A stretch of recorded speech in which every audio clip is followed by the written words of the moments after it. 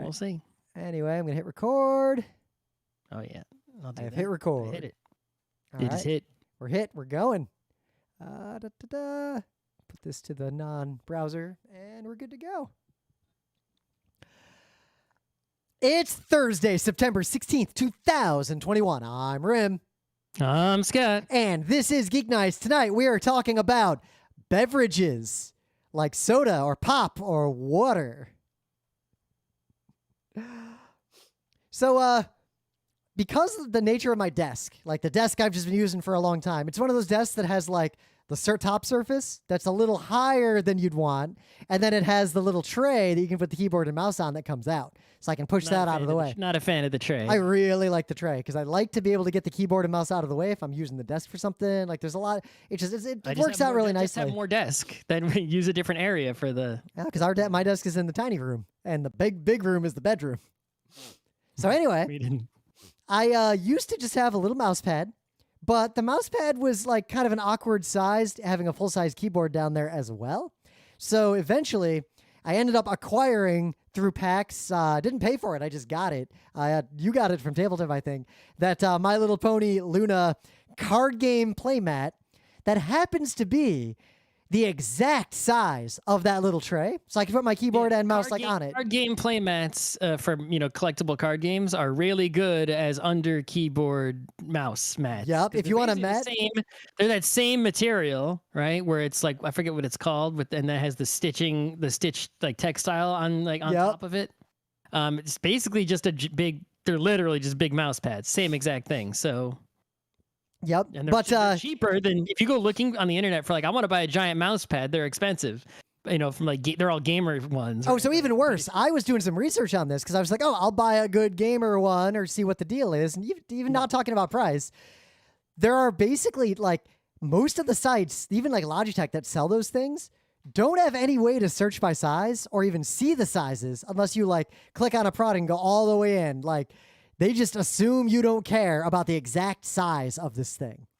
So they only sell one size. Yeah, so I dug in more, and it seems like that industry did in fact standardize. They just don't say it. Everyone just they just assume everyone knows these sizes. But it's usually large and extra large. There are 4 sizes that pretty much every company sells, and none of them are even close to the size I would need or could use for this tray. Well, you're looking for you're trying to get a specific size. I think most people just have a desk and they just plop it on. And if it's if there's extra desk or if it's, it's it fits on the desk, they don't give a shit if it's the exact So I looked into that. Most of them are really particular. Oh no, the space I have is exactly 24 inches wide. And no, that's also I think most people have gotten the drawer is a very old style. It's like a 90s style, Yep, I think it's a good style though for especially the kind of stuff I do with my desk. I like that drawer a lot. But so basically all mouse pads, most people have a pad just for their mouse. The people who even put their keyboard on the pad are pretty rare. And the people who want that, the ones they sell are actually, they're only a foot tall and they're super wide, 48 inches, ridiculously wide. And that seems to be what... if they're gaming type ones, yeah. Yep. Meant for computer, PC gaming. But if you look at card game playmats, 24 inches is a standard size. The 24 inches is... we got ours from one of those custom... the places where you can send them a JPEG and they'll print you a mat of various sizes and stitching, And their whole business was not catering to video games, but was catering to card games. Yep. I ended up... We got these big ones. We have one on each desk. And it's you keyboard on the left, mouse on the right. So of all places, I went here for a year. I went to Inked Gaming, which primarily is for you want to make a custom one for yourself, either for your card game or the board game you play, or for whatever reason. They even make it... companies that do the same thing. They all seem to be just as good as each other. Yep. Yeah. So I went to them and I just was all right, 24 inches is your standard size. I got some art from the Utena movie. I just slapped it into their template, made sure it they say don't send us copyrighted stuff, but they will totally print copyright. Unless it's literally just Mickey Mouse, they don't give a shit. And even then, may or may not. Mine is actually I took a photo of the murals outside, and then I cropped the JPEG and sent it to them. Yeah, I just got this the Utena that's that thing in Utena. the movie on the top of the whole dueling tower area where there's like the roses and the weird cut out tower. So I just put that on there. It's absolutely perfect. But the funniest thing was I just ordered it, like didn't even make an account. I just ordered this thing, like that's it. I'll use this thing for 10 years. The only reason I even replaced the My Little Pony one is that one was so old that it wasn't made out of that new modern material. It was the old style mouse pad with the plasticky stuff on one side and that like sort of squishy material glued to the back of it. And the squishy material had absorbed grease from my hand over time. And then suddenly, over the span of like 3 days, started disintegrating under my wrist. Oh yeah. Yeah. The Netrunner mats I have, are definitely like thinner and sadder than the fancy big one that I had, custom made, which has like, like the Netrunner one, it's like clearly like the fabric was just like, glued onto the, the surface of the whatever rubbery stuff is. It's really thin, like maybe a millimeter thick. And then they just like cut it out. Right. This one actually has like stitching all around the edges, right? The edges aren't just, And it's like a unified, bonded, one-piece thing. It's not like old mouse pads that were literally two different materials just glued together. So it's great. Yeah. But the funniest thing was, so then they send me an email, this company, and they're like, hey, make sure you tell us which influencer told you to buy it so we can credit them. And I was like, what? Fuck? Oh, okay. Like I bought this from a store. I didn't even like make an account with you. WTF? So I think what I'm gonna do tonight is just be like, yeah, those GeekNights guys really sold it, and see if they come to us and see what happens. It was a weird email that I got from them. It almost looked like it was written by hand. I don't know. We'll see. I feel like that is a world that we just don't see because of our aggressive ad blocking coupled with our issuing of that entire, like, I don't watch streamers who are like in that influencer class. Like the streamers I watch are doing like, it's the other guy who streams Advance Wars. They're focused on the game they're making. They're playing, or making. A lot of times I'm watching someone who's like playtesting a game they're making, but yeah, I'm not watching the popular streamers.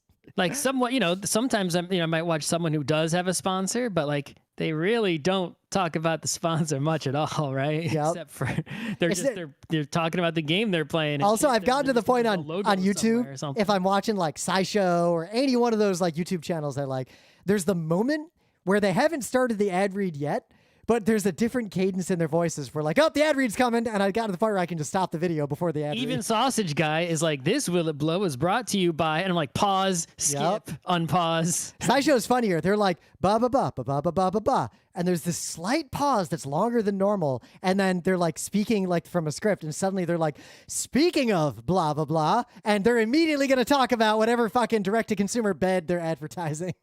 Like, There is a website out there where people, I think it's like a plugin for your browser or something, where people crowdsource the timings on particular videos of like when the ad is. Oh, that's like old school ad block.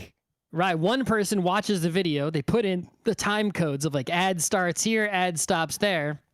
And now if you've got the plugin in your browser, it looks it up every time you go to watch a video if there's any, shared time codes, and it will auto skip for you. And if you're mostly watching really popular stuff, or people think things that are popular with people have that plugin, then it's going to work really well for you. It has quite a lot of users. Yeah. So but I don't use it. I just know it exists. Yeah. So in the news, we'll get right into this because this is a huge deal. And what's fascinating to me is I am not seeing people talking about this outside of this industry right now. But if what we're about to talk about actually happens, this is a foundational change type issue if it occurs. If you're not familiar, there is a union called the IATSE. Yeah, you'll see them. 6s, baby. So if you're in the entertainment industry or the convention industry, we'll get back to that. This could cause a PAX to not happen. Pretty much anything that involves stages, performances, etc. Yeah, this is an old school union from the this is one of the OG unions. If you see the logo, you'll be like, hey, I've seen that somewhere. Probably at the end of a movie down near all those other logos. Or you've seen it at convention centers when you're like at a PAX or something. Like this is everywhere. Broadway. Or at a theater. Or so it's all, there are a lot of people. Founded in the late 1800s and affiliated with the AFL-CIO, which, if you don't know what that union is, I don't know. Take 5th grade social studies, because what the fuck? It's the first one. That's like the one you learn about in American schools. But the International Alliance of Theatrical Stage Employees, Moving Picture Technicians, it's a whole long thing. Like this covers a lot. It includes like, you go to a concert and like someone, let's say you go to a music festival. There's that giant stage they build and then take down when the festival's over. Yep. All the people who put that shit together. Or the people who like deal with the cables to mic up a stage or run cameras or plug shit in a convention center or set up the stage for a Broadway play. It's all this one union with over 150,000 people in it. Everything. Yep. Audio, lighting, screens, all this stuff. This union is real close to striking. This has been simmering for a while. In fact, I queued this news up from September 8th to talk about it because it was such a big deal. There's updated news today that the union is now mobilizing and planning the strike to be ready to do it at a moment's notice as they await the final response from like the producers and all the Hollywood companies that they're negotiating with. They're basically deciding relatively imminently whether or not they're going to strike. And what that would mean, it wouldn't be as bad as like when the sanitation workers go on strike and the street is literally covered in shit, which happened. But this is like an order of magnitude worse for not worse. I shouldn't say worse, because it would be a good thing if they strike. This would be order of magnitude more impactful than the writer's strike, which some of you might be old enough to remember. Remember when American TV pivoted to a lot of reality TV? That's because the writers were all on strike. Yeah, well, so this is the thing that's happened, right? Is that when you have a strong union, right? Like the baseball union, I always use the example of the strong union. They're a real good example for that. Yeah, you can get your way. It's like this is a lot of baseball players, right? They play a lot of fucking baseball. If they go on strike, they can't really play baseball when it's cold. It's like you're losing games, you're losing money. A lot of the money comes from people going to the stadium, right? That's a big deal. But when football players went on strike, they just got some fucking replacement football players. Yep. Right? They're just like, scabs, come on in. They did replacement refs too, and everyone hated it, but they did it anyway. And so the NFL's unions are weak, right? It's like, going on strike wasn't enough leverage to go. People kept watching the football, even in some ways, people complain so much about the shitty refs. It's like, well, that means you were watching the game. You saw how shitty the refs were, right? So that's why, that's... But it turns out that doesn't matter that much to how the money gets made. Right, but when the writers went on strike, you saw, like Rim just said, strong, but not as strong because they came in with the reality shows that aren't written, right, necessarily, right, under at least the same, I don't know how they define that stuff. Yeah, and let's stay away from the fact that the video game industry is so non-unionized, despite many of the people in that industry doing the exact same kinds of jobs that these union employees in the Hollywood and television and convention industries do. If Yahtzee goes on strike, depending on exactly which people go on strike for how long. Before you even get into that, so the which right now is of the 150,000 members of this union. There is unanimous backing from the executive board. The initial strike would be 60,000 of them, primarily the West Coast locals. I'm not going to explain how unions work to you. Read a book or take 5th grade social studies. That's more like that's like 7th grade, social studies. But usually unions are actually organized a lot like political parties in America, in that there will be a national union that basically just coordinates and organizes, but the real power is the locals. Meaning, you watch old movies and someone says, he's in the local 187 or the local 13. If you live in the United States and you've driven around or walked around anywhere, you've probably seen like some house that has on like some logos and it says like local number. It's like that's a union headquarters for the local branch of whatever unions. Yep. Right? They're all over the place. Even in this neighborhood, there's plumbing ones, electric ones. The electric one always has a cool logo. It's like a hand with a bunch of lightning bolts and stuff like that. Yeah. Yep. So they're negotiating with the Alliance of Motion Picture and Television Producers, which basically their argument is they are treated like shit and paid nothing from an industry that makes billions. That's which true. Literally All the money true. goes to the big name actors and the producers and whatever. And despite the fact in Hollywood to mask how much money's really being made. Right? Despite the fact that forget star power, there are very good actors a tier down from the A-listers that could do probably a fine job at that part of movie making. Right. But the Hollywood argument is like, hey, if we got a different, that top name actor, right? At least they believe that the top name actor is what's selling the tickets, right, to the show. And if they switched out all the lower actors, or if they switched out the whole crew, people would still come see some Marvel movie. It's like, well, as long as you have all the actors for the superheroes that are famous, we could change everyone else and we would sell just as many tickets. So now also that's the producer Hollywood attitude. But I'd go further. It's kind of moot because even if that is true, those people are not as important to make the movie at all as these union people are, because you cannot even make the movie. Because without a union, it's like, okay, well, it doesn't matter which camera guy I have, the movie will sell as many tickets.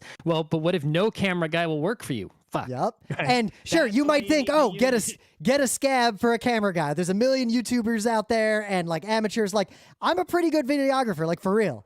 However, the skill set to be a good camera worker on a Hollywood movie or a sports broadcast or a concert, that is a difficult skill. I would do a materially worse job than the shittiest union camera worker.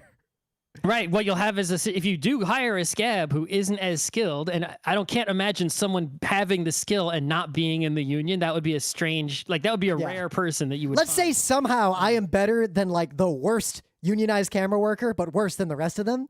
Even then, I wouldn't I would not be a scab because I have that skill and I have solidarity with those workers. Of course, but if you're a director, right, and you're trying to make a movie and you have to deal with a scab camera guy or a scab lighting person, and you're like, you tell the lighting people like, hey, do this kind of lighting setup, and then you come back ready to shoot the scene, and the lighting is not what you just said. You lose. You know how much time and money you're losing from having to tell them to change it or having to do it yourself, because the director knows, right? The director obviously, went to film school. They could figure, they could be like to give them more specific instructions. Oh yeah, but here's the thing: but that losing time and money, right? But not even just that. You'd be in deep shit. You would be better off. You still have to pay the scab something. You'd be better off, paying the pros. You'd actually save money by giving the pros a higher salary. But also, there are a lot of jobs that have to be done. So even if someone thinks, oh, the process that makes non-unionized YouTube and Twitch content might be good enough for like, not Hollywood maybe, but for a lot of other things. The problem is that pipeline, which is similar to the pipeline Scott and I have, it's not that complicated. And people who are very good at that lack knowledge and lack the knowledge that they lack the knowledge of all the parts that go into even a slightly bigger production. Yep. So basically, if they went on... Well, like when we did that fucking late show at PAX in ancient times, we lacked the knowledge of what we lacked. The staff. There was people that they just didn't show up. Yeah, but we had other problems. But here's the thing. I don't want to say that was our only problem. No. But what I'm saying is that staff has a material impact on being able to make anything, and that is the staff that is invisible to a lot of people who do small productions, because they think, oh, smart people can just do this. They don't realize, like, how many people do you think it takes to light a stage for a concert? It is way more than you're guessing. Like, way more. Yeah. So anyway, if these people go on strike, what's going to happen most likely is a lot of things that are coming soon from Hollywood, Netflix, your HBO Maxes, all your streaming services, all your movie theater stuff, TV stuff that comes from California, right? Any shows that record regularly in California, right? I know some of the late shows are in New York, some are in California, things like that. All kinds of stuff out there will either be delayed, a hiatus, canceled maybe completely. Things that like haven't started filming yet might never start filming, and then when the strike's over, eventually might choose to film something else instead. Like someone might have their whole movie that was gonna get made. Well, I guess someone else's movie is getting made now instead, just because bad luck of timing. That my thing was gonna start shooting when a strike happens. So but also, though all like that gigantic impact would just be if the first 60,000 strike. If the rest of the union strikes, if the entire union goes on strike, I want to share with you what the IATSE Local 11 does. That's an East Coast local iteration of this union. They run the BCEC and the Heinz. No Anime Boston, no PAX East. Well, they could run it with scabs, right? I don't think they could. I don't think they would be capable of doing that. There are certain parts of it they could run with scabs, certain they couldn't, right? And things they might mess up, right? Yep. It might be run poorly if they did try to get scabs in there. Also, the Back Bay Convention Center. Convention, if there was a picket line of the convention center workers, that's for sure. Oh, but you know what else they run? Fenway Park, Gillette Stadium, TD Garden. Yeah. You talk about how American society only survives because of bread and circuses. Well, this would cut off a lot of the circuses. And it would cut them off instantly because this is a union you don't fuck around with. They know what they're doing. They've been around for over 100 years. Yeah, and things like if there might be like a music festival that was scheduled, a band that was touring that was coming to your town on a particular day. Well, if that band just happens to be unlucky and the strike is happening while they were in a particular town, they're going to lose a lot of tour dates and a lot of money, right? Yep. So that band is going to want to go to, the producers who are making the deal and be like, "Hey, why the fuck aren't you paying the right?" Yep. So far, like, you can read these articles. I'll link to a bunch of things to give you the history and context of this, because if you are not unionized, figure out if there's a way, like if there is an activist movement in your industry and try to be part of it. If you are in a union, make sure you're involved in it and understand what it's doing and try to lean on it. Keep it from being corrupt and make sure it's doing good stuff like this. Especially because this is a sign of something bigger, because this is not the first bit. Like, Nabisco workers are on strike right now too. Aside, don't fucking buy Nabisco products, especially not those Pokemon Oreos. Like, there are times and places where someone can cross a picket line because we live in a cruel and evil world and like we live in a society. But don't cross a picket line for an Oreo cookie. Right. It's one thing if, like, let's say you live in a town and the Walmart workers are on strike, which really they should have been doing that decades ago. But you gotta eat, and if there's literally nothing else in if town, you live in a town where the only fucking thing is Walmart, it's like you don't have much choice. Yeah, right? You can go and get food, but you don't need Oreos. You can buy Hydrox if they still have them, or you can just buy fucking, I don't know, make cookies, buy sugar and Toll House. It's Toll House, Nestle. Oh no, Toll House is Nestle, so it's not Nabisco. So yeah, Nestle is a piece of shit company too, but they do not have workers in America too, actively on strike right now. Exactly. So. But this is a sign of something bigger, and this is a topic for another show, or maybe listen to some people who are experts in labor and not two white guys doing a podcast. But this is because, on a fundamental level, due to a confluence of factors ranging from hypercapitalism to low taxes, the extreme wealth disparity in America, and COVID, labor is extremely powerful right now. Labor holds all the keys to the kingdom, because for all the tech automation and everything out there and the things that like me and Scott do for a job, our entire society grinds to a halt if the people who do the actual physical labor decide not to. And you mentioned COVID, right? The sad reality, a lot of people who did physical labor are dead. Yup, because we forced them to keep working in inhumane, unsafe conditions to keep the circuses going and to keep the bread flowing. Imagine a society where we paid the people who are keeping grocery stores stocked like quadruple wages during COVID because they were literally risking their lives so we could eat food. So, this is, it is so weird to me how little press this is getting outside of industry circles, which means if they strike, I think this is going to be shocking news to the vast majority of Americans who have no idea. It'll only be shocking news to them when they start realizing it, which might take a little while, depending on which person it is, right? Some people won't give a shit at all because their circuses are who knows what, something else is unaffected. Some people might be heavily affected. Like I have access to Silver Age Silver Surfer. Going to a thing, and Yeah, imagine if a PAX got canceled because of this. Yeah. My hope is that we can get out, that the strike happens sooner and we can get out of our hockey tickets. So you got any news? I do have a news. So in New York City, right, it's not just a New York City problem, but it came to New York City a few years ago. there's this bug, insect, literal insect, called the Spotted Lanternfly. And if you see one, it looks like a really fucking interesting, kind of beautiful insect that like belongs in a, you know, like a zoo or something, you know, in the whatever. But they're not. They're really bad. They're so bad that literally, right, normally you're like, oh, I don't want to kill things. I'm a, you know, vegan or whatever, right? And it's like, you know, okay, literally every environmentalist, you know, plant people, insect people, like, yeah, you know, if you're like in New York and you see these things, fucking kill them. Like, basically what they do is they do a lot of bad things, but the most dangerous thing they do is they eat the sap from a lot of plants and trees. And in eating all the sap, those plants and trees now are not protected anymore, because I guess the sap is a protection mechanism. I don't know too much about plants, but this is what I read on the internet. And so if these things, which, you know, are not from here, right? They were, you know, what's the word for it?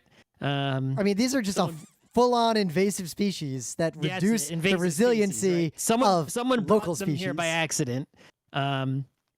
And so basically, like, all the trees and plants and shit will die if we don't get rid of these things, right? Yep. So if you see one, it's really easy to spot one. They're not that small and they're really distinct. So you're not gonna like be squishing something else by accident. Yep. So you don't have to be afraid. You're not gonna be worried. Like, just look at one picture and you'll be like, oh, there's no way you could miss one of those. But also check out this article. If you do murder one of these things, that you should report where you saw it when you killed it. So that they can come in and see if there's more in that area, right? Yep. Nesting or some shit. But breeding. part of what they go after is there's a particular kind of tree that is extremely common in American cities on the East Coast, especially New York City, because it is very hard to have a tree that can grow in this environment. And this one tree is extremely resilient and good at growing in a place like New York City. And they attack that tree fucking specifically. Yep. And so if all these trees die, the climate damage from that is real bad. Right? Yeah. So never mind heat. There's a lot of structural racism in New York in terms of where people are forced to live and what they have access to. But generally, the fewer trees there are in a neighborhood anywhere in New York, the hotter it is in that neighborhood. Like, literally, it is hotter if you are outside. And so anyway, if you see this bug, probably, and not just New York, but probably anywhere in the United States, I'm guessing, make sure that it's probably an invasive species where you are listening to this. It's like most likely, not guaranteed. Check with experts. But yeah, you probably want to kill these if you see them, and you'd be like, oh, well, what difference does it make if people kill them when they see them? Well, it turns out that historically, way back in the day, you know, like feudalism times, there was a thing where they would, I don't know how true this is, I read it on the internet, but I believe it for now, where they told peasants, right, the peasants intentionally went out to kill certain kinds of insects, and they did such a good job that certain kinds of birds ran out of food, and that meant, and those birds also ate the locusts, so the locusts came back. So humans going out and intentionally squishing bugs like en masse is effective if enough people are doing it, especially in a place where there's enough people walking around like New York. Yep. Even though there's less people walking around now than there used to be. So I think especially in a city. So yeah, learn what they look like, figure out if they're invasive in your area, and if you see them, squish them and don't feel bad about taking life. There you go. Yep. So one last little news. We're not going to talk about this long because we do want to get into our main bit, but I just want to, and I'm not talking about this on Monday because the technology aspect of this is not interesting. Ars Technica has an article, a ton of leaked documents prove something that Facebook had been up to that explains a lot of Facebook's bad behavior and the ill effects it's had on society. There's another article that had a different problem that broke recently. I was talking about on Twitter. This is not that. This is an unrelated bad Facebook thing. Basically, it's one of those situations where like everybody knew this deep down. Everybody knew. And now, the documents came out. What do you know? We were right all along. Facebook. Again. The short version is this. Again. Facebook has rules like you can't say something super racist. Like they have an ostensible set of rules, and they do to a degree enforce them by deleting posts and removing accounts. Like a lot of people get that enforcement happening upon them. You can tell by looking at right-wing blogs, and people freak out when their Facebook accounts get deleted. But there was a list of 5.8 million special people who... That many special people on Earth? That seems like a high number. Yeah, it does. That's actually part of why these documents are so fascinating. Facebook kept adding to this list of people constantly, to the point that as of when these documents leaked, there were 5.8 million individual human beings on this list. And any account that was on this list, basically, even if a Facebook moderator was like, whoa, shit, delete that, the platform just wouldn't. And Facebook would go out of its way to make sure those accounts were not hindered in any way. And the arguments for why they did this were to avoid drama and to avoid appearing partisan. Because one aspect of this that's not talked about that much in this article, but is very commonly talked about, and if you read the following articles and the links from this, you'll see it more, it's mostly conservative voices that are deemed for takedown, but are also deemed too important and thus not taken down. If Facebook actually cut off everyone who posted racist shit, they'd cut off a huge percentage of American conservative politicians, and they're afraid of the government coming down on them. But they're also afraid of, like, if a soccer player says something anti-vax, they're afraid that if they delete that soccer player's account, like, all of Europe will rise up against them. Like, literally, that's one of the examples that happened. I don't have a lot more to say about this, except Facebook is literally a company that has done material harm to society in the world, not just by accident, but also by design. And I urge you to delete your Facebook account. Like, I say that a lot, but Facebook is literally objectively worse than any other non-right-wing social media platform on Earth. Yeah, and this goes straight to the Zuck man, right? It's like there were quotes in some of these things that were like, he basically was like, like, yeah, let's not do that if it's going to damage, our monies, right? Yep. It's like, it's going to hurt it's going to cause, someone would suggest to him, like, let's do this to increase safety. And he's like, well, let's maybe not, because it's going to damage our wallet, our engagement, whatever other metric was more important than safety. Oh my God. That other article we're not even going to talk about around the algorithms driving engagement and the objectively proven harm those algorithms cause specifically and primarily via Facebook. I don't understand who thought the algorithm, like, I don't understand when they started with the algorithm business, right? It was like, just put everything, everyone just wants if I follow someone, I'm friends with them, I want to see everything that they post in reverse chronological order. That's it. That's all anyone ever wanted, right? The algorithms have never solved anything for anyone other than the companies. The users, there's no user, I think, that finds any benefit from any algorithm managing their feed. Oh, no, the algorithms... That has been invented as of today. Because the algorithms don't exist to make anyone's experience better. The algorithms exist to drive people to engage with the platform more, regardless of how they engage with the platform.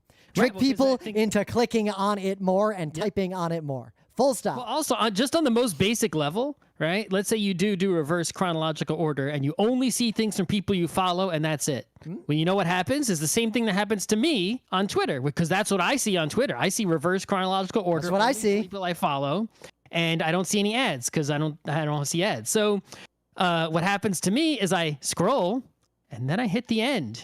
And then I'm done. I'm free. And then I close that shit, and I don't come back to it for quite a while because it's not filling up that fast. Yep, I read the whole Twitter. I pointedly don't follow. If I ever get to the point where I'm not reading my entire Twitter feed, I start unfollowing people. Yeah, there's no doom scrolling because it ends. But if I open up Instagram, which I do rarely, right? You scroll, right? And it's like you're seeing some things from people you follow, not everything. And it's not in the same order as last time, and there's always something new because there's something they've held back that you haven't seen, right? Yep. So there's always more. And then if you really go to the end and they've got nothing left to show you, they just start showing you stuff from people you don't even fucking follow. There's ads, all kinds of stuff in there. Like, you can scroll forever, and it's like, that's a problem. Yep. But yeah, Facebook is objectively harmful to society to the point that we should destroy it. Like, the evidence is overwhelming at this point. Or at least take it and, nationalize it. Them off. Yeah. And enforce all its rules. Enforce rules they don't even have also. Yep. Or also just enforce your fucking rules. If Facebook just enforced its basic terms of service against any account, regardless of how, quote, important it was, a lot, not all, not even the majority, but a lot of the harms Facebook causes would disappear instantly. And now we have that oversight, evidence of They also this. had that oversight board, and some of that stuff was hidden from the oversight board. Oh yeah, It's like, the oversight board was hobbled to an big deal. extreme degree to the point that they could be kind of like when New York had the ethics board that was basically directed by the people who were violating the ethics the most. right. But anyway, things of the day. So check this out. I did not think I would ever talk about a new Doom mod in my life unless I made one did. myself. If you said there might be a new Doom mod one day we're talking about, I'd say, yeah, that makes sense. I just didn't expect to because it's actually kind of a lost art. It is extremely. There's definitely a community around making Doom mods. So the community is bigger than I thought because after seeing this, I went and dug into the tools they use. Someone made a modern version of Dehacked that doesn't require like the DOS command line to function. The tools have been gotten better. But these things all have communities around them that wax and wane. Doom modding is the only modding community I actually got actively involved in back when Doom was a thing. Like I made a lot of Doom mods. I like know that engine inside and out. And very recently, in fact, on September 24th, that's the reason this is coming out. Like I recommend you wait until September 24th and then play it. There is a Doom mod. And the story of this Doom mod is it is called Thatcher's Tech Base. Margaret Thatcher's tormented soul is trying to escape from hell, and you have to make sure she fucking stays in hell. That is the plot. It's a full-on Doom mod with a bunch of maps and a full new soundtrack and all this fun stuff. And also, Margaret Thatcher is an absolute monstrous person. We are better as a society that she is no longer around. It's a shame that she ever held power. And I encourage you, if you don't understand the depth of her depravity, to go find that video from a recent anniversary of her death where, I think it was actually during her funeral. Some reporter asked a Scottish woman, like, don't you think it's disrespectful to, like, protest her existence on the day of her funeral? And the Scottish woman's response is beautiful. It is delightful, and it is true. Fuck Margaret Thatcher, and I encourage you to play this mod. So what do you got? So, I've been watching some factory-type videos on YouTube because everyone loves watching factories. Oh, yeah, that particle board one was real good. Or the plywood one, not the particle board. Oh yeah, that one was good. So I guess yeah, I've been watching them recently, so YouTube keeps recommending more, right? But there we go. There's an algorithm that's doing something. Get out of here, YouTube. This one, it might be one of the best I've seen. It is from the Lodge Cast Iron Factory, right? Everyone, at least most people know Lodge Cast Iron Cookware. It's the only cast iron cookware brand I can name off the top of my head. Oh, there's Le Creuset and there's Staub and I've heard of Le Creuset. I've never heard of that other one. Staub, yeah. Anyway, I don't know if mine is Lodge or if mine is unbranded because I got it at that weird outlet store in Atlantic City so long ago. Who knows? Anyway, it's a really fascinating view of the factory because it's not just like most factory videos just showing you footage of all the parts. This is like a really detailed walkthrough of every step from literal pile of scrap metal sitting there to, pots and pans being put into boxes. Like literally every step.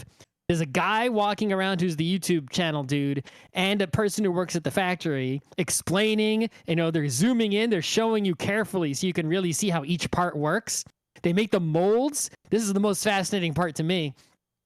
They make the molds out of sand, right? They pack the sand so tight into a mold shape. Then they put the iron into it, right? Then the pot or pan comes out. They wash out, and then the sand just collapses. And then they make a mold out of sand again, repeatedly, just reusing the sand until eventually. Because my hobby is not watching the how factories make stuff videos, but the post-mortem on factory disaster videos that come from the U.S. government, I've learned a lot about that sand process because it's not uncommon in a lot of this type of factory work. Yeah. The other thing is that, they were really something about this particular video because they're talking to all the people in the factory. Oh, the people are great. Like every one of them had a lot of fascinating input. It's like, I like the guy wearing that really cool Dragon Ball Z shirt. But the people in this factory were just so happy, right, to like be working there. I guess that's because, it's a film of the camera's on, right? So who knows if the working conditions are crappy? They didn't look crappy to me. Again, because of the videos I watch, this factory looks pretty on top of things compared to the videos I've seen of factories that had incidents. But the thing that really stood out to me was how like proud and happy the people were to work there, not because of the conditions, but because they're reminded like, hey, I just made this pot or pan, right? Like someone's going to be making dinner with this in like a week, you know? It's almost like getting back to that union conversation. There should be dignity and a living wage in all labor. Yeah. Like almost like there's a lot of dignity and pride in this labor of making cast iron cookware that you don't see in, you know, a lot of other videos. So and also it sort of enhanced the experience. It edges you into also feel like you've just learned like enough to work at this place because they go into such detail on everything. Yep. It's like, oh man, I could work there, but I wouldn't because still really dangerous hot melted iron. Yep. But imagine a society where we paid like real honest wages for this kind of labor.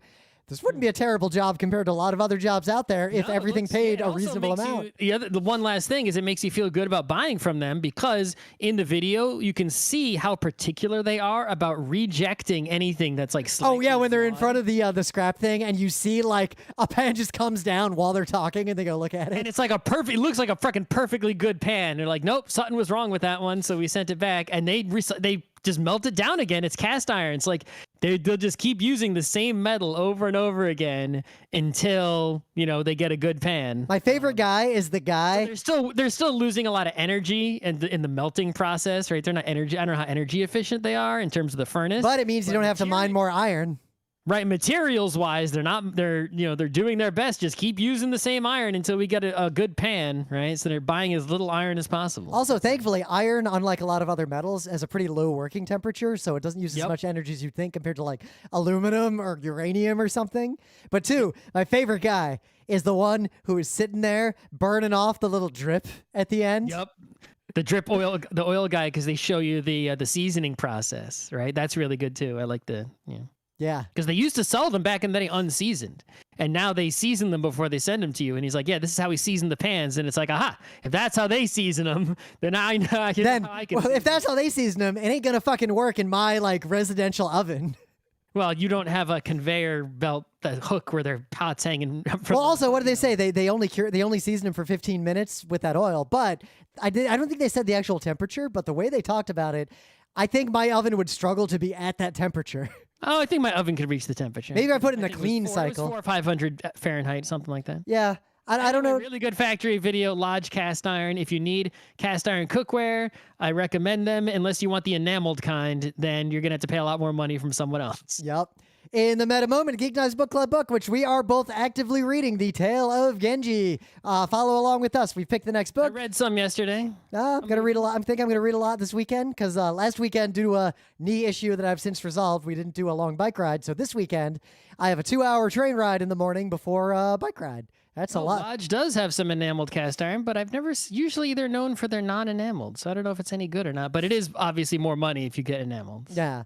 Otherwise, they didn't pay me for this. I just recommend them honestly. Yeah. I'm a customer. Our most recent PAX panel from PAX East Online 2021 is on YouTube. You can just watch it. I'm working on a couple of panels, like the research that's required for the future. So stay tuned. I don't know. I doubt we will be at physical conventions in person anytime soon. Like, there is no universe. Gen Con is happening right now, and hell no. Yep. Even though there seems to be very little evidence of spread or significant spread at the conventions that have happened. One person went to Otakon and then was sick after. Haven't heard of anyone who was at Kineticon who was sick after yet. Yep. There's a thread in the PAX Reddit of people posting their negative tests weeks out, and so far no one said. But again, that's all anecdata, so why MMV? But two, regardless of anything, the next con's coming up. PAX Unplugged seems like one. I haven't heard anything yet, so who even knows if it'll happen. MagFest, they did announce all their measures, and while I applaud them for requiring vaccinations, I don't trust going to conventions yet, so it is very unlikely we'll be at MagFest. And even if somehow things are safe enough for us to go to like a MagFest, there is no way the state of Texas will be safe enough to go to a convention in January. I can't imagine PAX South happens this year. Never mind. Oh, next year, not this I'm year. not going to Texas, even if COVID like goes away. Yeah, the problem for us Texas is has that to do a lot of other fixing before I go there. Texas again. has done so many dangerous and egregious things legally just in the last 6 months that I can't in good faith travel to that state again for any purpose. Like, it would be unethical for me personally to go to Texas for any reason. So even if it's somehow safe to go to PAC South, you will very likely not see us there for those reasons. I would go to PAC South if it moved to a better state, or Texas somehow miraculously fixes itself and COVID somehow, quote, ends, right? I don't think it'll end like the way smallpox ended, but it'll end in such a way that no masks or any special precautions are needed anywhere in general public society ends, right? Yep. But yeah, that's all right. Yeah. Boop. Let me just move this thing, and we'll go on to the main bit. Talking a lot about labor. Go to the rather thing. Okay, here we go. So yeah, beverages. We haven't done a food show in a while, and somehow we've never done this as a topic. And it's Thursday, and I haven't watched anything non-animated for some time, so we don't have anything to review. I guess I should watch some of those movies you've watched, just so we could do a review show at some point. Yeah, I've watched and read a lot of things that you have not watched or read that you could and played that you could watch, read, or play to get a show. So I mean, vice versa could be true too, but at least there's a lot of animation that we're both gonna watch or have watched that we have a pretty decent backlog of Wednesday shows. But anyway, I digress. Beverages are a broad topic, and we're not gonna like get in. This is not the podcast I feel for like we did this show already and you deleted it, or maybe it was a show we did and it failed. Or I looked for the words juice, beverage, bev, drink, alcohol, pop, soda. Like, I dug around. I feel like we did shows on it, like we had to have done, but I guess we somehow haven't. Or maybe it was a show I did, we thought we would do and we didn't do, or I don't know what happened. But if we can't find, maybe someone else can find it. That's okay. But yep. Yeah, it's fine. If we can't find an episode because Rim deleted it, then I guess we'll do the episode. But it's a fun topic too, because if you haven't listened to Geek, like if you're a long hauler who's been listening to the show for a long time, one thing you know about us is that there are very few liquids Scott will put in his mouth, and meanwhile I drink a wide variety of liquids. Though I will eat most foods. The only exceptions of foods, like this, I don't like all foods. I like a lot of foods. I'd say more than average person. Oh, look, I've seen you try foods that you know you don't like just to see. Like, you're adventurous. I don't like lobster, and someone had lobster and like couldn't believe I didn't like lobster. Well, I ate the lobster again, and I still didn't like it. It's like, okay. Sometimes I'll even eat a whole meal, even if it's not the meal I would choose, just because it's the meal that's there. Even though I don't like it, I'll eat it anyway because I'm an adult, so I'll do that. And not have allergy. Allergy would stop me from eating it. Yep. But the only things I won't eat. Some allergies won't stop. Like there's an article a long time ago. There's a long form podcast on like NPR with this dude who's deathly allergic to shellfish. Once a year, he eats a bunch and then just checks himself into the hospital. Yeah, I think I think we discussed. I have a tiny apple allergy. I'm eating apples. It's apple season. Yep, I have the oral. I have a serious OAS with apples where my throat will swell up a little bit. But apples are also fucking delicious. So anyway, but beverage. I'll eat almost any food other than unethical things. Like I won't eat, like a monkey brain or a shark fin or a octopus. I don't like to eat. Takoyaki is a big deal, but like octopus is too smart. I can't be eating. I avoid it. Right? I try to minimize pork consumption similarly. Depends. Pigs are real smart if you're going to go down that road. Are. Just saying. It's true. You opened a door. I can open it a little further. But I'm not claiming I'm not hypocritical. I'm just saying. We live in a society.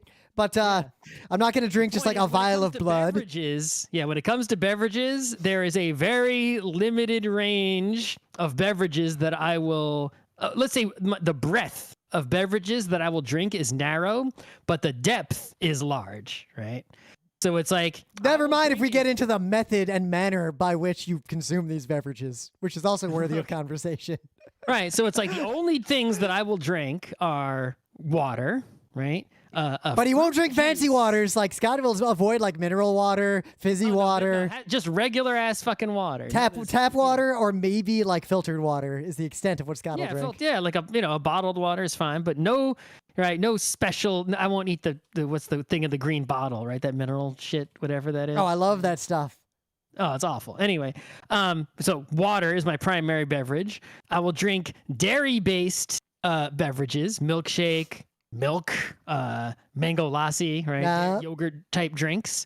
I will drink water and juice, right? Something that is fruit based, but it has to be. Sometimes I'll drink a fruit juice that is not really juice, that's corn syrup or sugar. See, it's right? funny because that's something I really won't drink. I'll only drink. It's very rare. Most of the time, I demand that it be actual fruit, right, that I'm drinking, and like an orange juice where someone squeezed a fucking orange, right, and not a bunch of sugar water and some orange flavoring. And while orange juice is fundamentally just sugar water for reasons that are beyond the scope of the show, I still love it, and it's good for me because I need calories.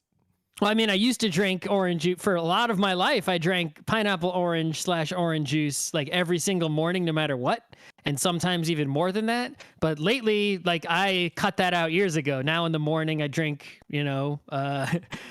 Fiber I still water, so if I'm an old man. If I am active, like during the summer, and there's orange juice in the house, I will drink, like, I'm not even joking, like a full pint of orange juice just immediately when I wake up, and I'll probably drink another pint of it before lunch. Yeah, I mean, like I will drink orange juice if it's around, but I don't buy and always have orange juice like I used to, right? Yep. It used to be like a mandatory thing to have in the fridge. Now, extremely rare that I will have the orange juice. So meanwhile, on the other side, up until now, I'm the opposite. Like, I would drink almost, as a kid, I would drink fucking anything, and I drink more soda/pop than you can possibly imagine. Like, I would literally... So the inverse, right, is I don't drink, right? Well, I mean, I guess I'm not opposed to drinking tea. I've just never liked any You have an allow list of drinks you'll get into your gullet as opposed to a deny list like I have. Right. But I won't drink. I haven't found any tea that I like, boiled leaf. Even though love me a boiled leaf. If I found one that I liked, I would drink it. I would be okay with it. Yeah. I don't drink coffee of any kind. Oh, coffee's so good. Any caffeinated beverage, period, I won't drink. I won't drink any alcoholic beverage, and I won't drink any carbonated beverage, which is those things alone. That's most beverages that people drink. So as a kid, like on the opposite side, I liked wine and alcohol even when I was a little kid. Like, I wouldn't get access to it often, but I loved the shit out of it and sought it out just for its flavor, not even its intoxicating effects. I've had wine, and every time I had wine, I was like, this is grape juice with poison in it. I'll just drink grape juice. Why would you want to drink this? Because when I drink it, it's, ooh, this is good grape juice and good poison. Like, it actually, the poison tastes like poison. Outside of GeekNights, we have this conversation a lot and have for many years. All the other problems of drinking alcohol for a moment, that it's, the cause of all society. No, but I'm saying, forget all that. I specifically enjoy the flavor of alcohol.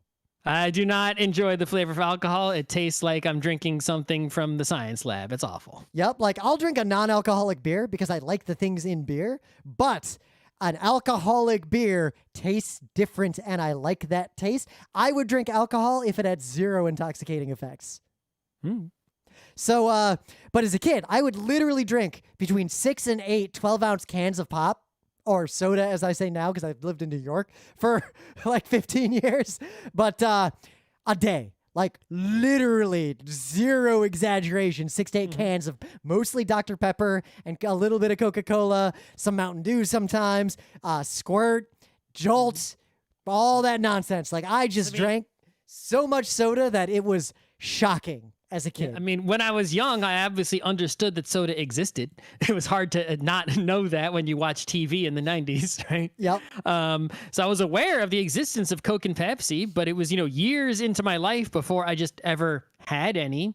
And there would be occasions where it would be annoying that, I'd be like at a party or something, and that was the only beverage that they had, and I wouldn't drink it. But I did try it at one point when I was young. I had like a can of Pepsi or something, and I was like, oh, okay. Pepsi's disgusting as shit.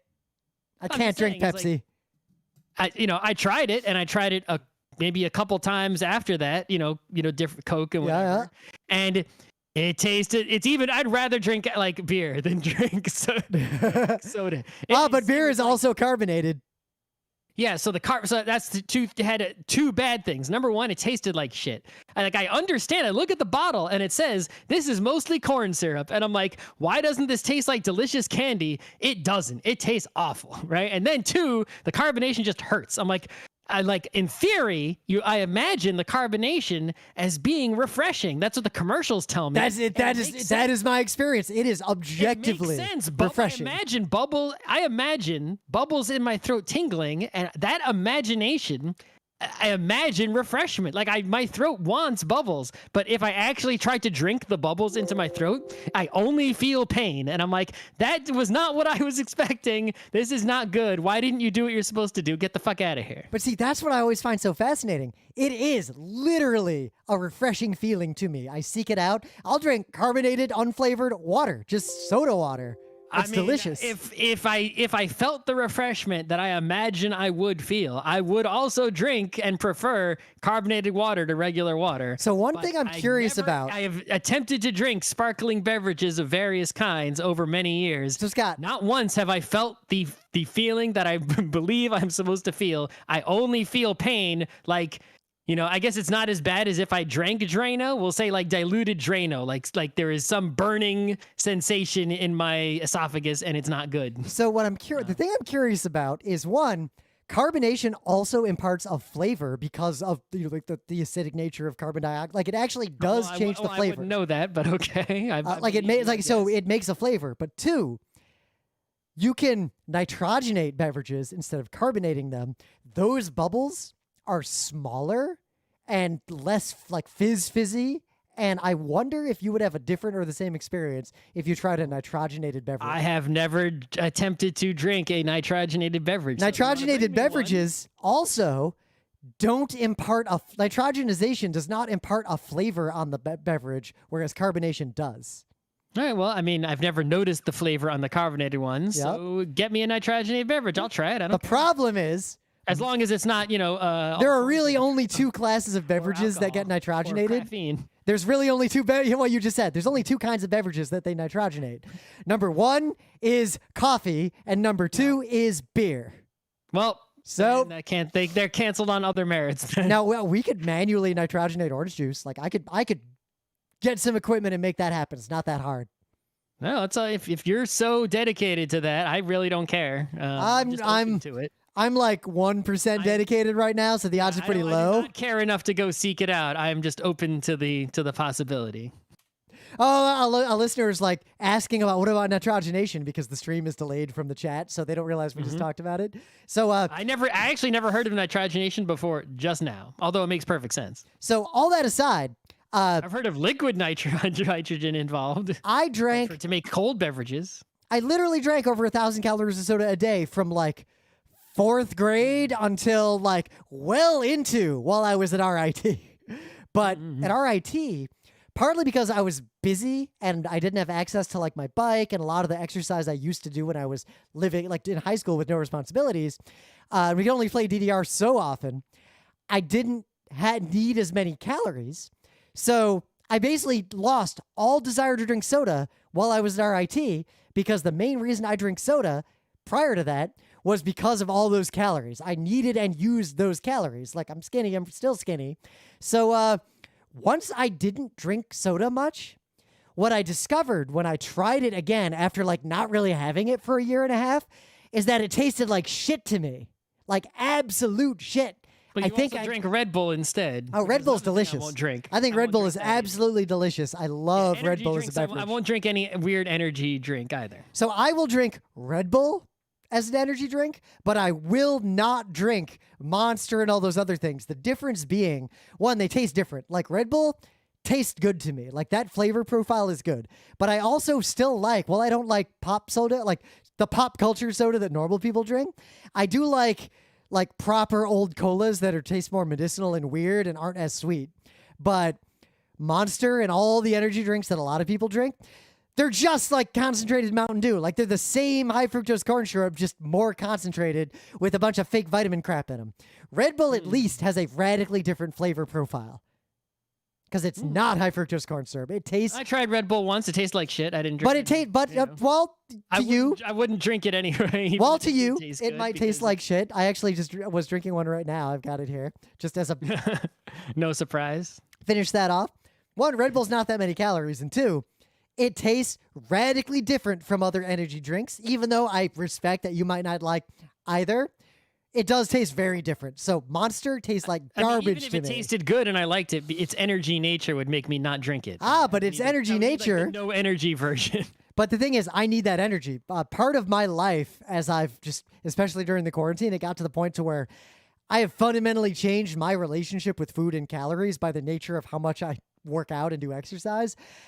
I struggle to get enough calories into my body in a day, partly because you know what food I can't eat, which is out of scope for this show? Most food that bodybuilders and athletes eat to keep their calories up, I often find that food flavorless or disgusting. So trying to get the 5,000 calories I need a day in the summer. Like those people that eat like 10 chicken breasts or whatever. Yeah, like I can't do that. My stomach's not big enough. And also, that's just bland food. Making fresh food and the kind of food I like and the kind of food that we eat just in our day-to-day lives, the sheer amount of it I'd have to eat is too much. So I supplement that with a lot of energy drinks, a lot of sugar, a lot of cookies, a lot of snacks. I have a whole thing I got to do just to get to my minimum calorie targets. So I drink a lot of energy drinks. I also eat energy goo when I run, even though it's just disgusting, but it's a tool. No, I don't do that. It is a tool. It is not something I drink or eat for enjoyment. I would not eat or drink those things if I did not have a specific need. But anyway, that aside, I also very much enjoy the flavor of cocktails. Like, cocktails are some of my favorite beverages on earth, to the point that I seek out non-alcoholic cocktails to scratch that itch, because I don't always want to be drinking alcohol. Even if I crave the flavor of, say, a Negroni or an old-fashioned, I do not necessarily want the intoxicating component of that flavor profile. But it is almost impossible to get that flavor profile without alcohol, because the flavor of alcohol literally causes some aspects of those profiles. So there's a lot of mixology I'm deep into that's a little too much to talk about in this show, but suffice it to say, that's a big part of my beverage life. Yeah, I do respect and actually have a lot of appreciation for the whole cocktail science. It's real easy to make a real shitty cocktail, and it's real hard to make a good one. And the simpler a cocktail it is, the harder it is to make well.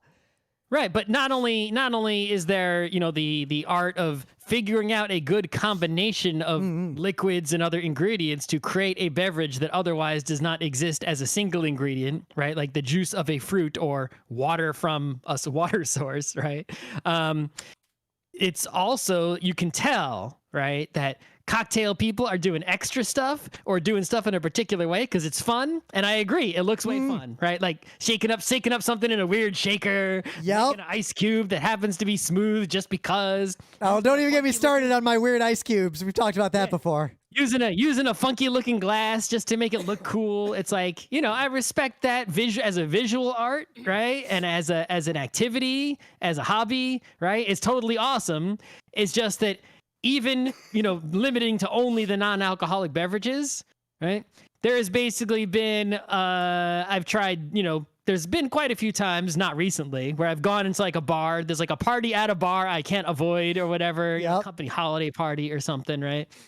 And, the bartender agrees to make a non-alcoholic thing, right? And they mix up all whatever, it's stuff I'm willing to drink, and it doesn't taste good. Well, because I've realized something just in this conversation. I'm like, you have orange juice, you have water. I'm like, that's what I'll take from you. You don't good back there. You universally do not seem to like beverages that are savory or that are not in some way sweet or completely neutral.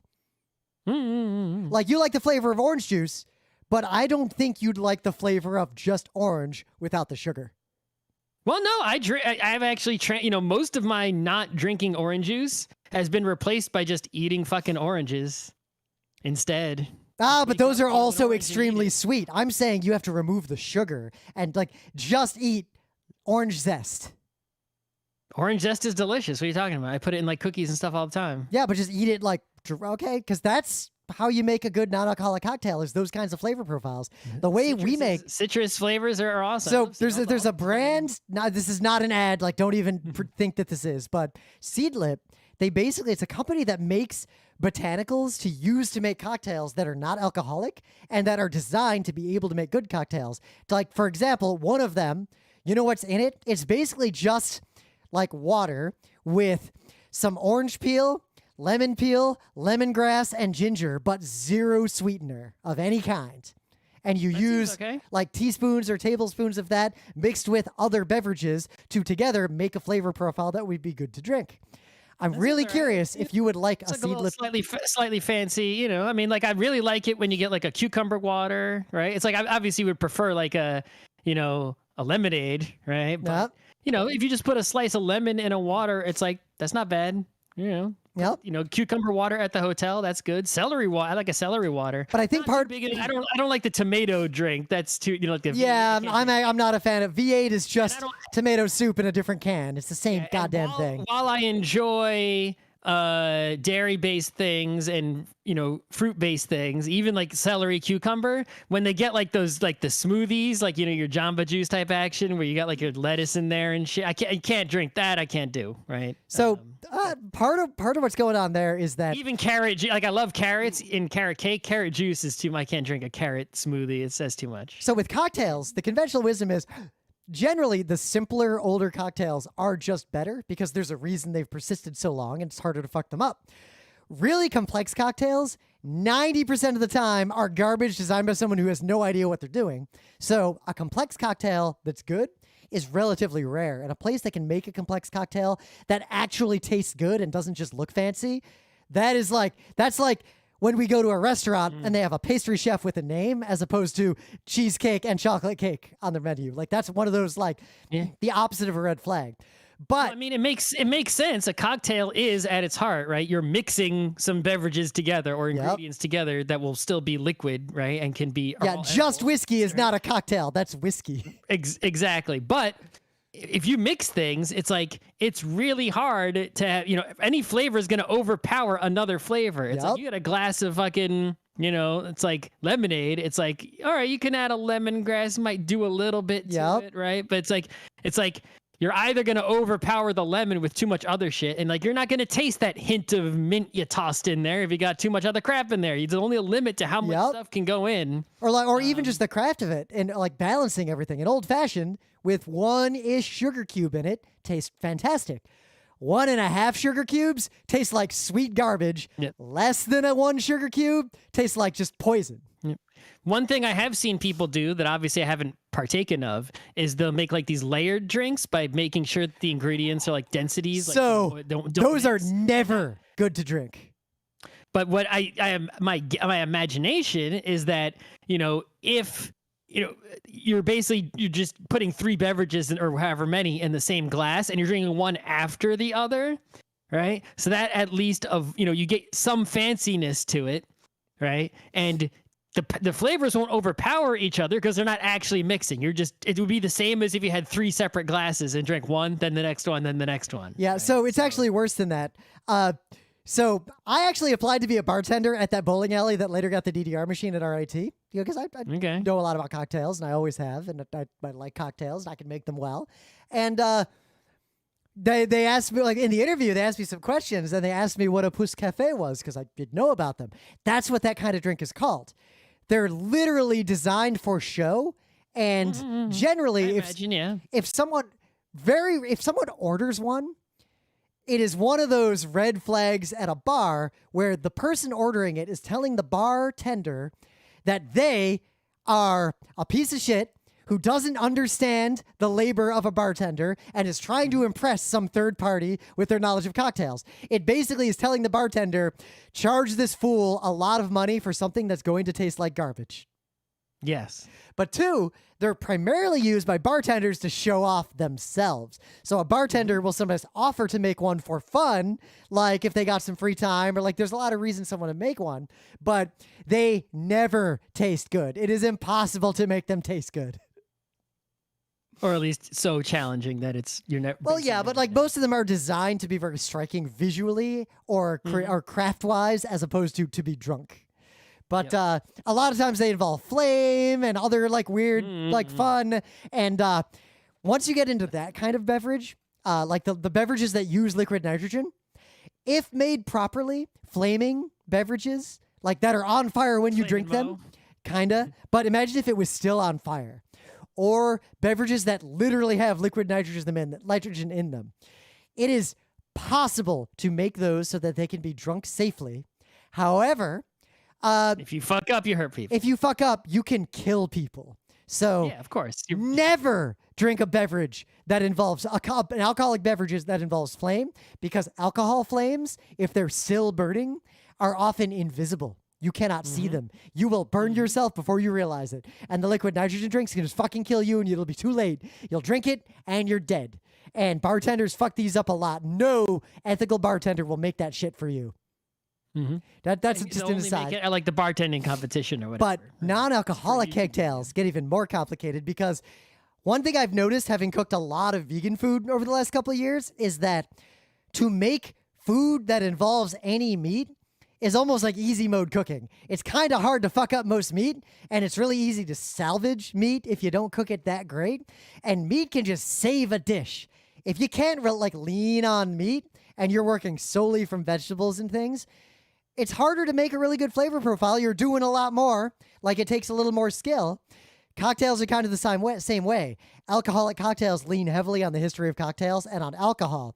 So it is actually a difficult skill to design a non-alcoholic cocktail that's good. Most bars have half-assed bullshit non-alcoholic cocktails because they don't make any money off of them. So if you find a bar that has good non-alcoholic cocktails, that is like an S-rank bar. Their alcohol cocktails will blow you away. And they're also very rare. So the show's getting a little long, I think. It is. I'm hungry. You want to cover one last class of drinks? No, let's do like best beverages, right? So in each class? Beverage. Like, do you want to do it by class, by weight class? Yeah, just This are each top 5? I don't know. My number 1 is still slightly cool tap water. Like, that is the number 1 beverage for me on earth. The best possible water would be water directly from an actual natural spring. I've drunk that on many occasions in my life. It's cold as fuck. Okay. If we're going down that route, I agree with you. That is my favorite drink on this earth. Not just my favorite water, but my favorite drink. There is something pretty high up there. There's something that feels so magical about drinking water, like from the ground in the wild, knowing confidently that it is safe to drink, and just tasting it. Like, what a... it's hard to get past that. It's even better than New York tap water somehow. I don't know how, but... My favorite cocktail, like one of my favorite beverage is, honestly, an old-fashioned cocktail of just very well-crafted old-fashioned cocktail. Other than the fact that it would kill me if I did this, I would just drink them all day. I don't, because the physics and biology limit how many of those I can drink.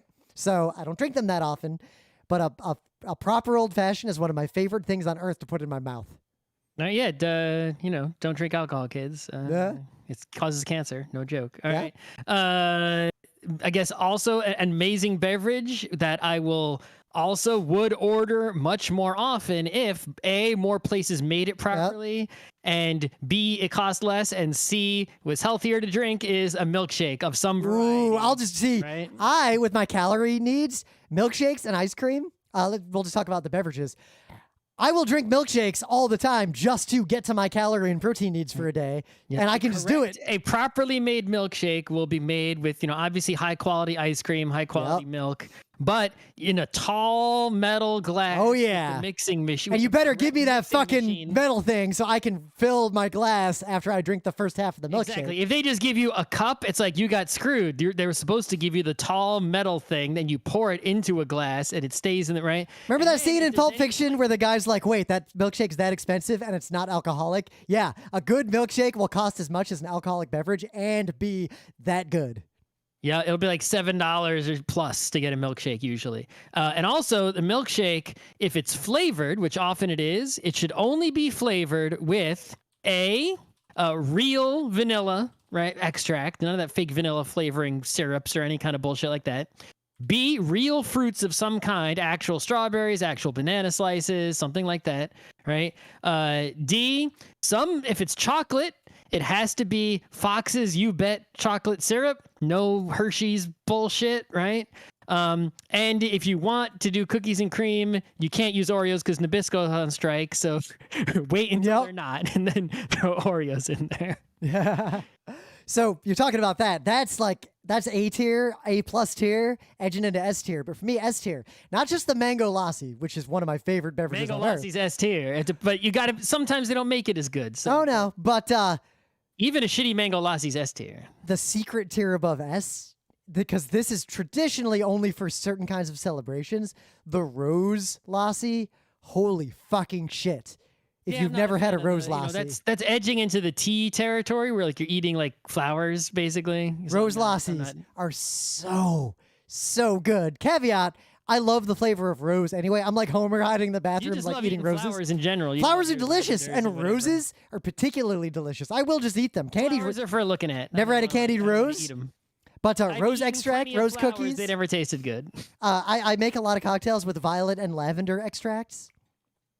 Yeah, I know. In terms of juices, it's tough because orange juice is like my standby, but my actual favorite juice might have to be, if you can get it, mango juice. But that kind of edges into being a smoothie depending on how you get it. And sometimes when you get it, it's actually nectar, and it's like got a lot of, it's not just squeezed mango or which whatever. I like nectars a lot. But apple cider is the king, right? You can't beat apple cider. So in America, apple cider is not alcoholic. Right. So I guess we had to cover this, right? So this cider, which obviously I'm not drinking because it's alcoholic. If it's thin and yellow, you got juice there, fella. If it's tangy and brown, you're in cider town. There's a thing that we call apple cider, which is literally just pressed apples into a jug. And it's all brown and has sort of so good floating in it. I think a lot of other places on earth call that apple juice because that's what it is. It's a juiced apple. And when they say apple cider, they mean They basically mean apple beer. Not really, but they mean alcoholic apple juice. Right. Then there's a third thing that is called apple juice in the United States that is basically apple cider that has been filtered and maybe concentrated and watered down again. It depends. But it's like a clear yellowish thing. It doesn't taste bad, although it depends on what brand you get. I liked it as a kid. I don't like it anymore. It's always worse than apple cider, right? But there are some brands that are better than others. I used to drink it a fuck ton, but now I basically don't drink it very rarely, if ever. I don't drink apple juice at all. As a kid, there's this. When I was young, I loved apple juice, and over the course of a week, at one point in my young childhood, I drank so much apple juice that it made me moderately seriously ill. But apple cider. And the British definition, I prefer to American apple cider because I do like that bite of the alcohol in it. And the further extreme of that is something called Applejack, which I think is almost exclusively American. That's like apple vodka, right? So the way Applejack used to be made, they don't make it this way anymore because it's moderately dangerous to make it this way. Yeah, take apple cider. You take apple cider and you do something called freeze. There's different terms for it, like freeze jacking. You just freeze the barrel. Turn it sideways, cut off the ends, thaw it. Freeze it again, turn it sideways, cut off the ends, thaw it. Yeah, that's smooth. That's how you make, It's actually moderately safe to make it that way compared to using a still. 3 X's on the side of that barrel. That's only 2 X's. Do it the modern way. Yeah, two X's because both your eyes will go blind. It was relatively recently legalized to make legit Applejack in the U.S. There's only a few places that can do it. I get it when I can. It's so fucking delicious. I like it. Yep. I prefer it to whiskey. I'm just gonna be blunt.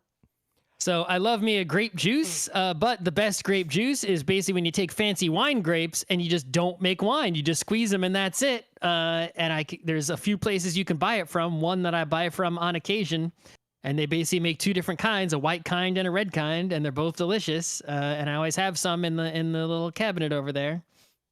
So that's excellent A+ beverage. In terms of hot beverages, I like coffee. I really like tea, especially matcha, like proper I think matcha. The only hot beverage I drink is hot cocoa and nothing else. I like a hot cocoa, but I really like coffee, a wide variety of coffees. I like every possible coffee drink, good ones, bad ones, everything. I just love coffee.